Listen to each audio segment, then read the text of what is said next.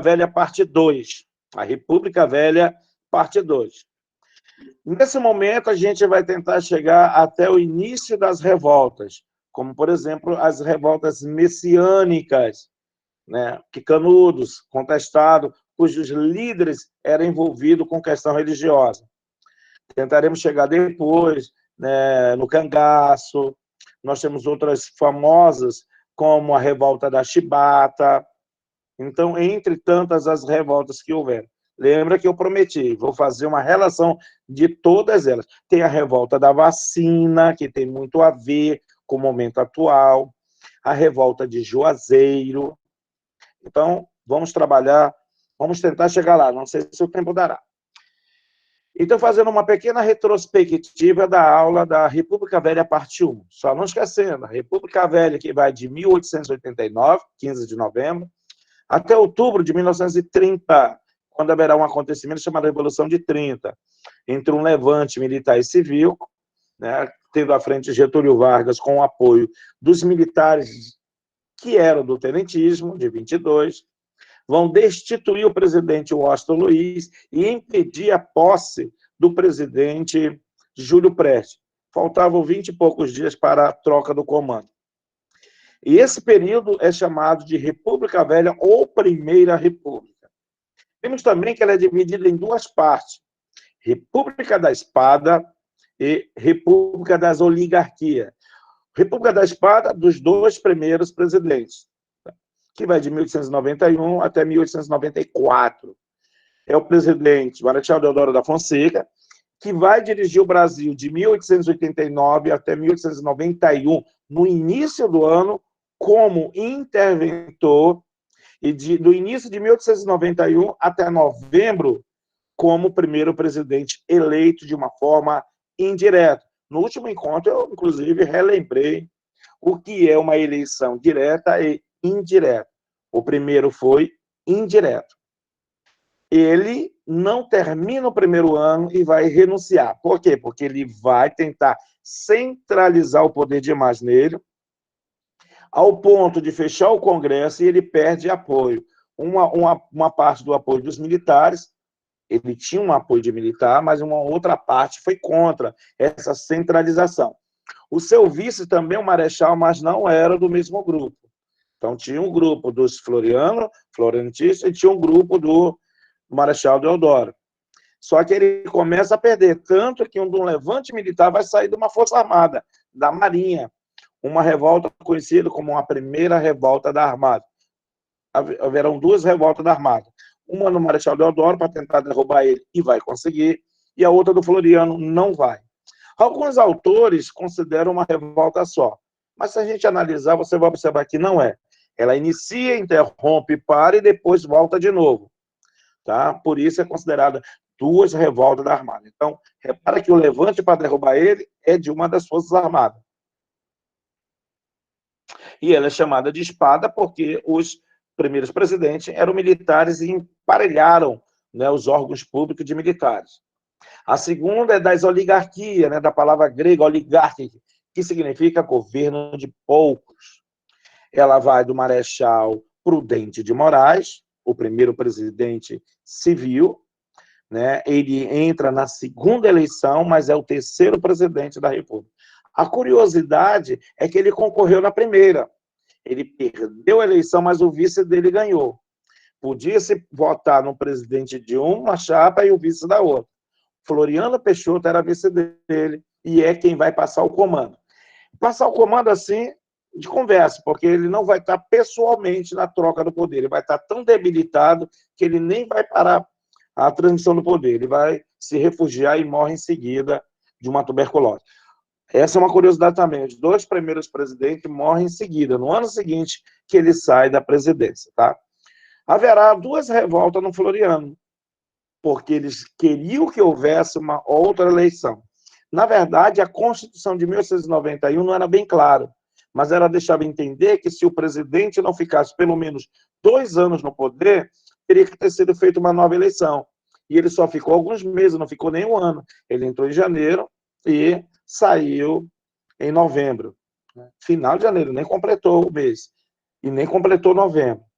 De modo que o Floriano foi e usurpou o comando. Haverá duas revoltas, uma no Rio de Janeiro, segunda da Armada, outra no Rio Grande do Sul, a revolta federalista. E ele vai, com um pulso forte, combater as duas. E será chamado de o Marechal de Ferro. Mas quem vai resolver é o Prudente de Moraes a situação. Ele será chamado pacificador. Então, vamos lá.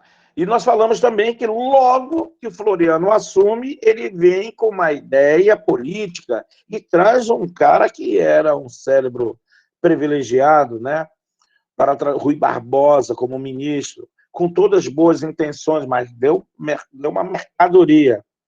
Ele traz uma política de emissão de dinheiro, que será apelidado pela imprensa de encilhamento, e é o nome que vem nos concursos e vestibulares, o encilhamento. Qual era a ideia de Floriano Peixoto? Tem até uma imagem dele melhor aqui. Você vai ver aqui.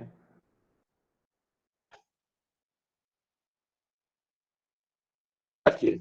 Só uma foto real dele, né? Senador. Ele vai intermediar uma das revoltas, chamada Revolta da Chibata. Vai estar mais velhinho lá ainda. Ele traz uma ideia fenomenal, né? Trazer a ideia da industrialização.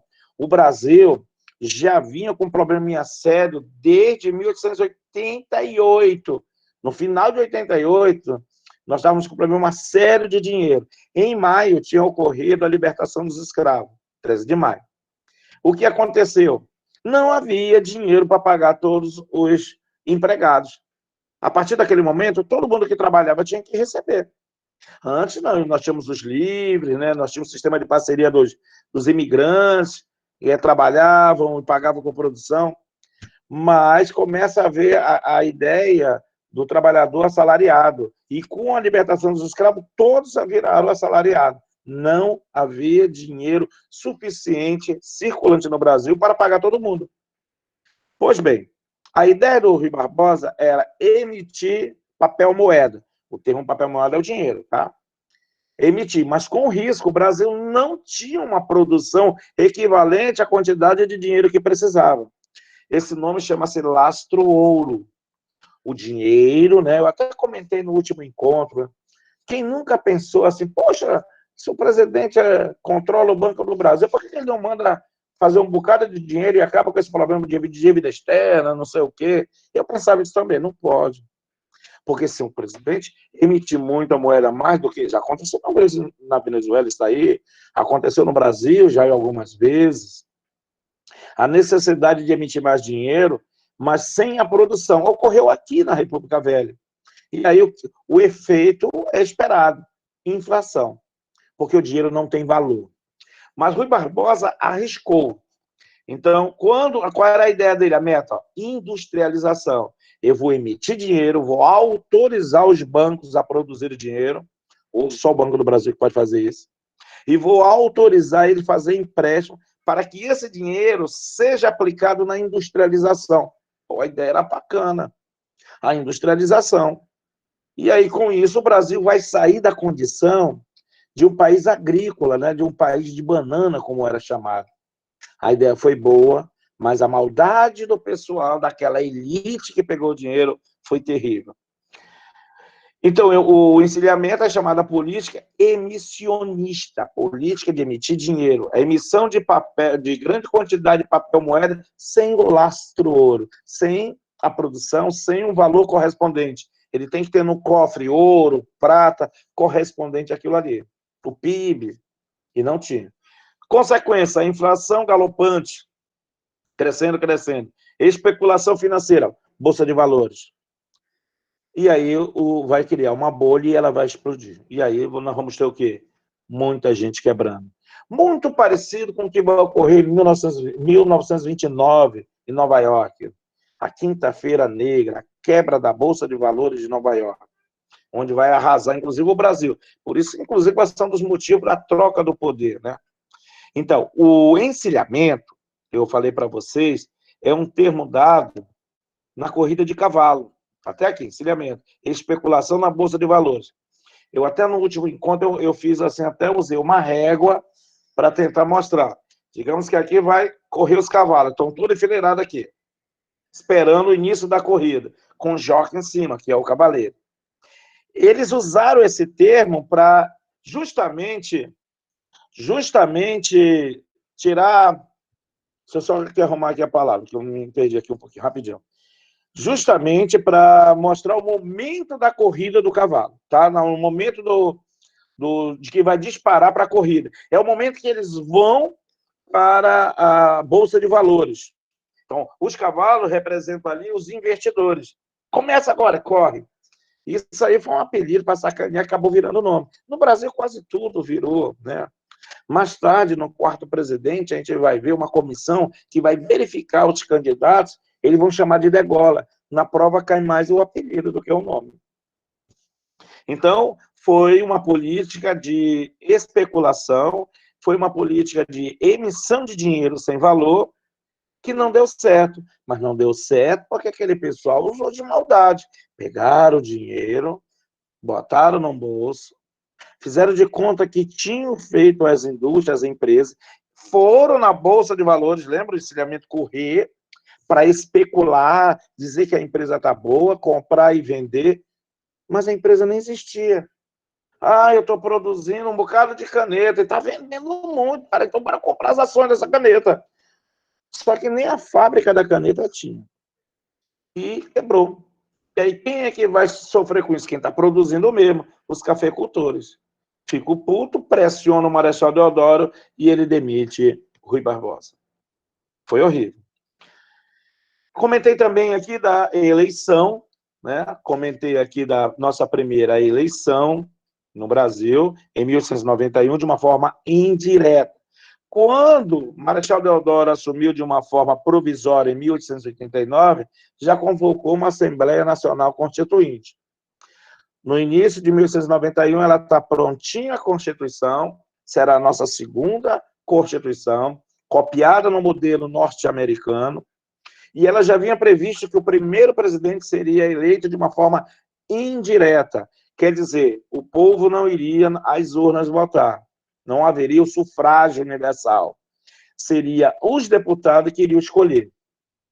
Já no outro encontro, no encontro passado, eu comentei para vocês, de todos os presidentes, do primeiro marechal até o atual, nós tivemos 8 escolhidos de uma forma indireta.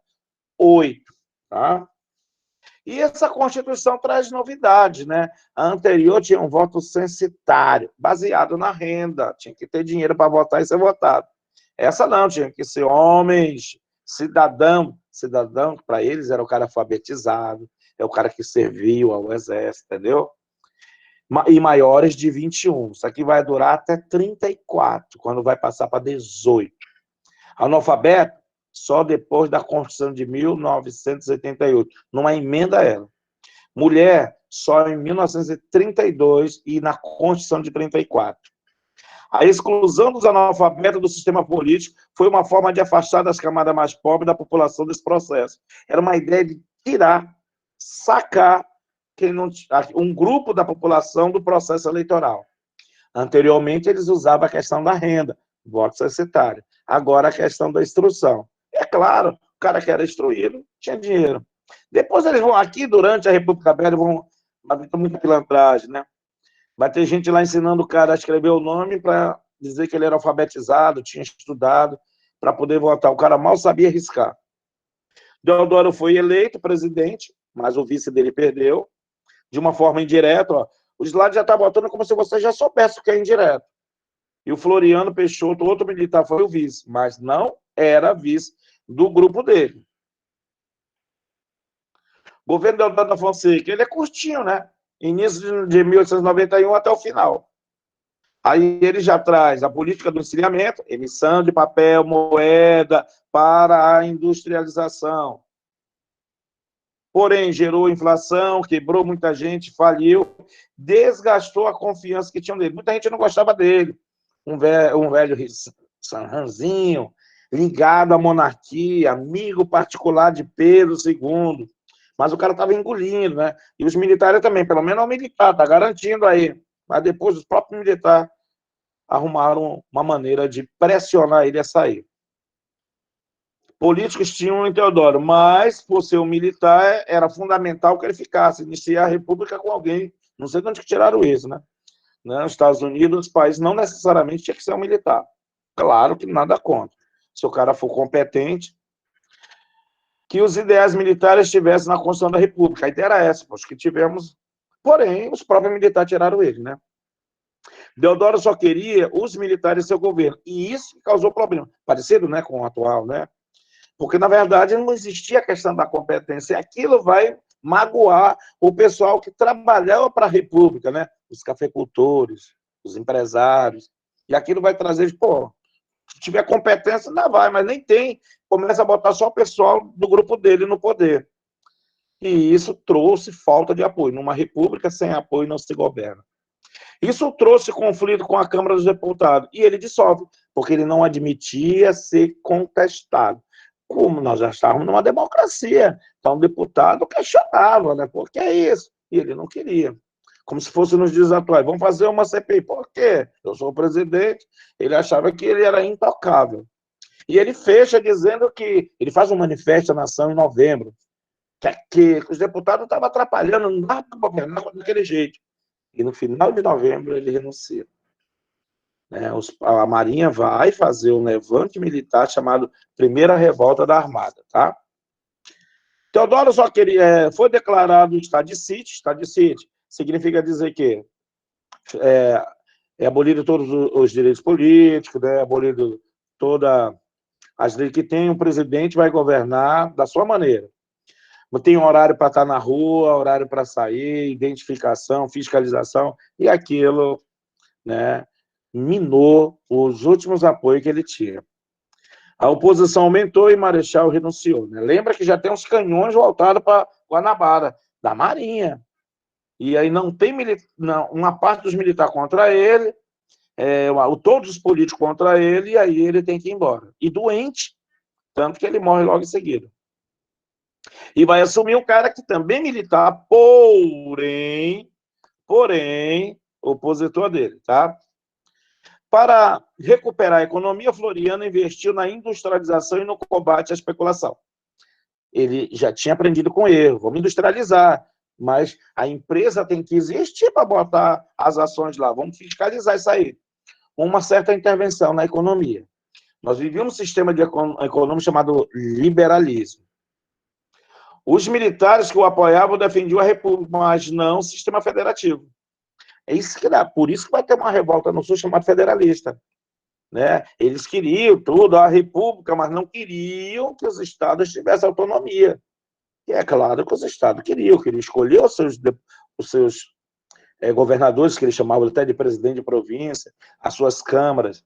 E ele também tinha uma ideia, né? Sumiu o poder, o cara já quer centralizar. Isso é uma doença.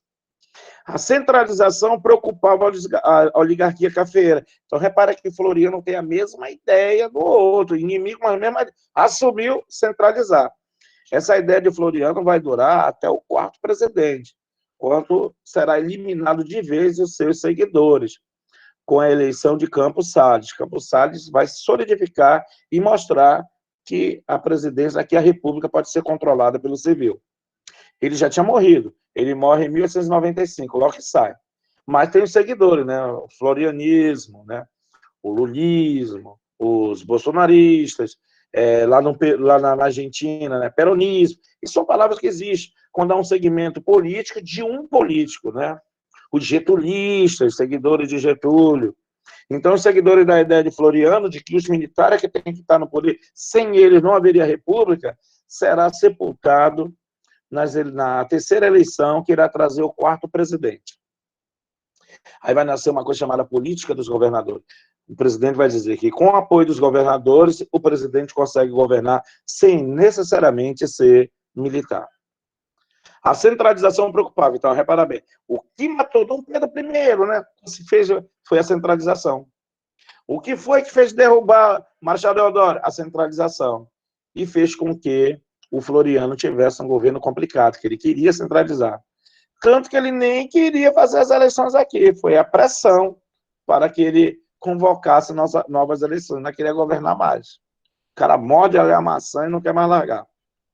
E aí, quando ele assume e tem essa ideia de centralização, sem o federalismo, corre a revolta que recebe esse nome, né? Federalista. Né? Eles são contra a ideia da centralização de poder. Aí vem a segunda revolta da Armada. Repara que ele chama só a primeira, né? Só de revolta da Armada. Já houve a primeira lá. De novo, a Marinha vai contra essa ideia de centralização de poder. Na verdade, a Marinha já estava contra ele ter assumido. Eles queriam que fizesse uma eleição aqui, no final de 1891, convocasse novas eleições, porque o primeiro presidente não tinha ficado nem um ano no poder. A repressão às revoltas foi violenta e encerrou no mandato de Floriano. Realizaram-se eleições que, repara bem, ele nem queria, tá? E colocaram no poder um civil, né? Ligado às oligarquias, ligado lá ao local onde nasceu o primeiro partido republicano, né? Partido Republicano Paulista, o Oeste Paulista, que era a área mais poderosa economicamente, os maiores produtores de café, os caras que já estavam além do seu tempo, antes da libertação dos escravos, eles já tinham muito, mas muito, mesmo antes da Lei da Terra, em 1850, eles já tinham muitos trabalhadores livres e imigrantes, porque a partir de 1850 que foi a Lei Eusébio de Queiroz, que acaba com o tráfico negreiro, eles já estavam trabalhando com imigrantes. E encerra-se com ele a chamada República da Espada e inicia a chamada a República das Oligarquias, ou República Oligárquica. Logo depois será chamada a Política do Café com Leite, né? Eu até mostrei aqui no outro encontro uma imagem que mostra muito bem, né, a política do café com leite, que eles vão mostrar um mapa.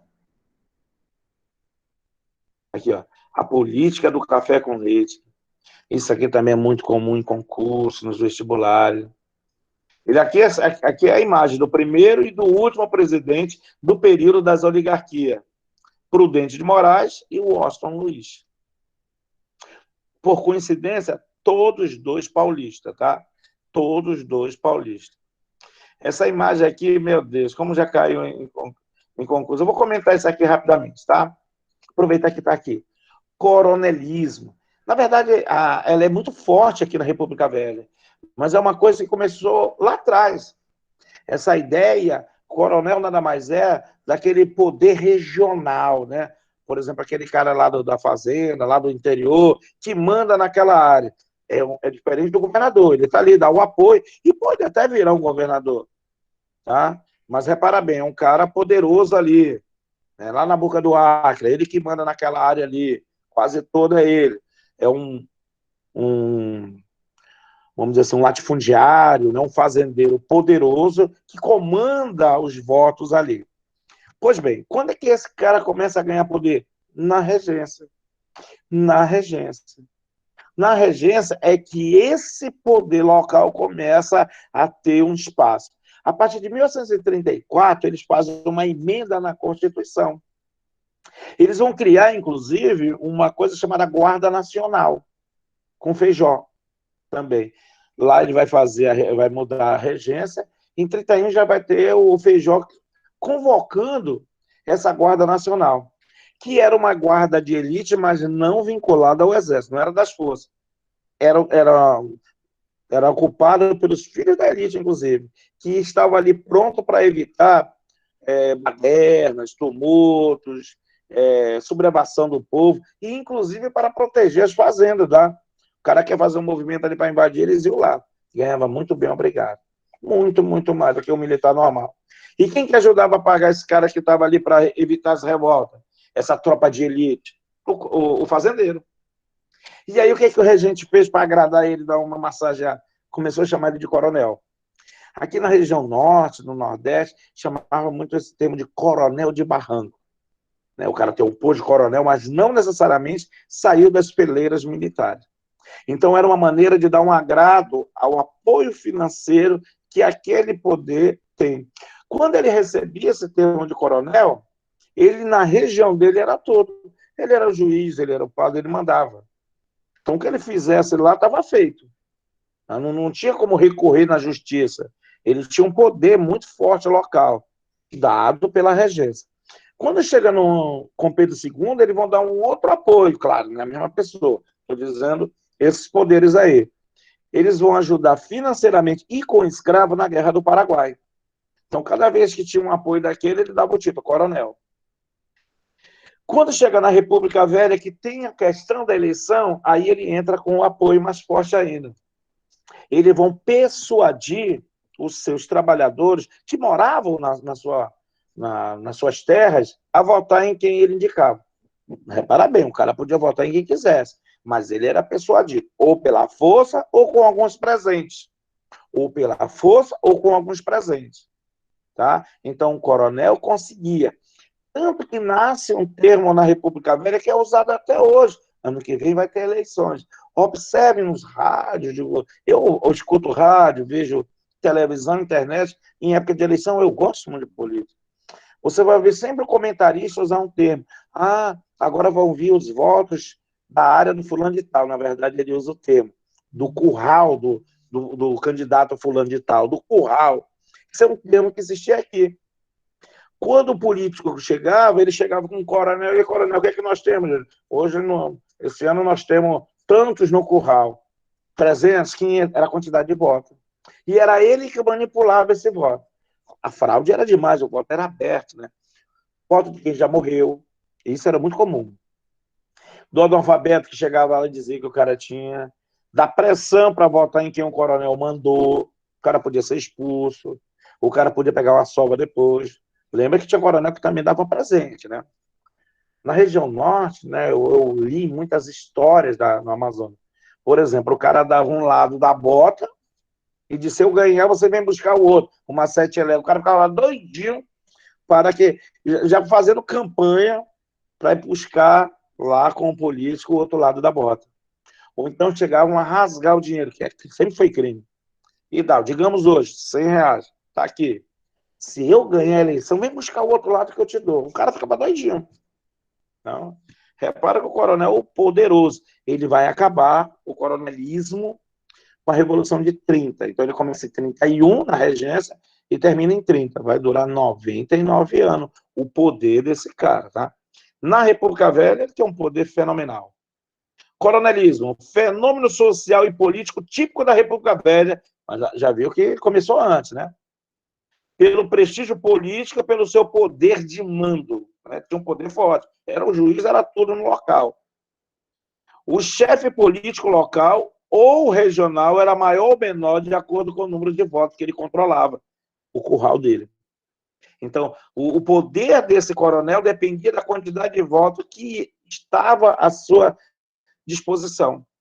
Por isso que era muito comum o político chegando lá, não ia falar com o povo, ia falar com o coronel, porque era ele que ia persuadir, usar de alguns artifícios para convencer a votar. Lembra que o coronel, inclusive, mandava um capataz junto, para ver se o cara votou em quem ele mandou. Ele está mostrando aqui, né, uma família de coronel, Castro de Lima, que representa a aristocracia rural e cafeeira. E, num outro encontro, eu vou mostrar de novo. Rapaz, esse aqui já caiu em muitos vestibulares, em concurso. Só eu já vi praticamente 10. Às vezes muda isso aqui.